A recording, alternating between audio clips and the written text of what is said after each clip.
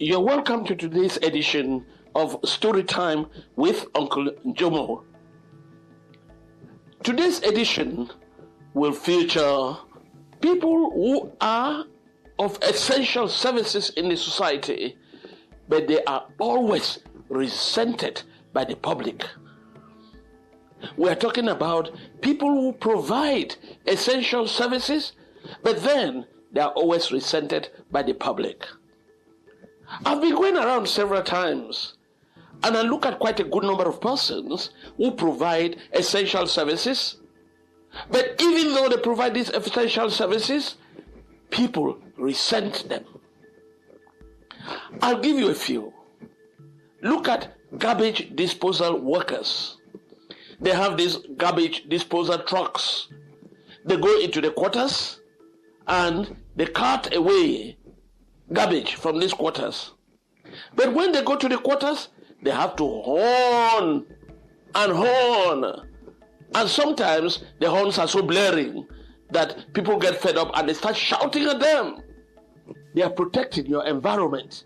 When I go to the market, sometimes, especially the local market, I find these men and women who are council workers, they go around, giving tickets and collecting money for space occupied by those who have brought their wares to the markets. But then, these people always get into trouble with traders. Another group that I've observed in society, they are gate men and security guards. Sometimes even before he opens the gate, you are already raining abuses on him. Similarly with security guards. When I see it and look at all these categories of people who are essential with their services in society, and they are resented by people, I think of a category of persons in the 50s and the 60s. I'm talking about dressers. My God, those people who dress wounds. Hey, those days, those people were in dispensaries, they were in some health centers, and when you came there for them to attend to you, it was something else. These ones were not only resented by young people, they were dreaded. Because the dresser, when you come there with a wound, he looks at you and you know immediately that his looks are transmitting pain and trouble to you. He takes his pincers. You are there watching. He goes with his cotton, puts it on the spirit, then come to the place where that wound is. If it is a wound that had been for some days and then some hard skin were on it, oh my God. For him to take off that skin, and sometimes pus must have, concentrated underneath. Oh my God. For him to take off that skin so that he could clean the wound well. And after he had taken it out, my word, sometimes you see the kind of grimaces on his face when he's doing it. They are doing it. You hear the young man shouting and crying, calling the names of all his ancestors. I bet you.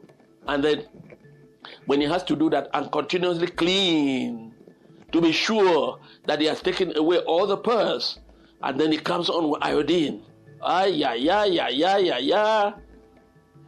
This was happening in the dispensary. But let me tell you, in some areas, these dressers were invited to come home and take care of the wounds of children. If you were somewhere in the quarters playing and then you saw a dresser coming, oh no, you disappear. Because you know that whatever the case, your parents will start summoning you home to come so that they clean that wound. And it was very dramatic. When those people come to clean your wound, if it's not your father holding your leg or your mother holding your leg, your elderly siblings are there. They hold your legs, especially if it was a deep cut on your feet or your arm, wherever on your body. And when they were doing that, oh my God, you would scream and scream and scream and scream. And after that treatment, you might even want to dodge, especially if you use a plaster or a bandage. You might stay again for about 4 days and you will want nobody to touch you.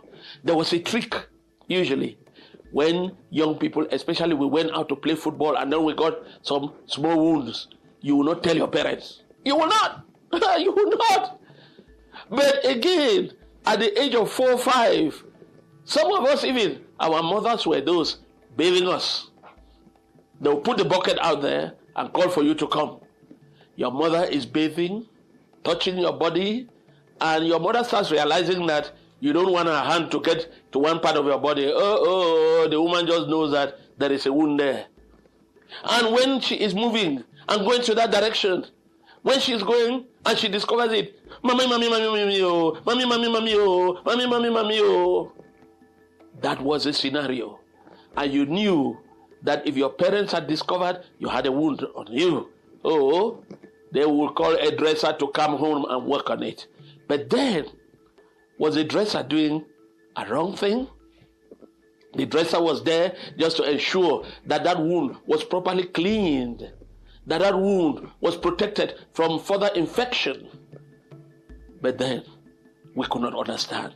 We're looking only sometimes at the excruciating pain, forgetting that it's through this pain that the wounds will be properly treated. And therefore, in our days, I am sure some of you, the elderly people out there, in your days, and even some of you, the young people, if you saw a dresser, I'm sure you would behave the same way we behaved. But then, at the end of the day, he gave you this treatment and you were well. Ladies and gentlemen, let's tell you, from all of these stories, we are barely telling you that we need to appreciate what others do. We need to appreciate them. There is nobody who is useless here on earth. God created everybody for a purpose and with a mission to accomplish here on earth. So, there is nobody who is useless. We need, therefore, to appreciate what they do. And when we are appreciating them, we are appreciating God, and we are saying, God, thank you. Keep watching Story Time with Uncle Njomo.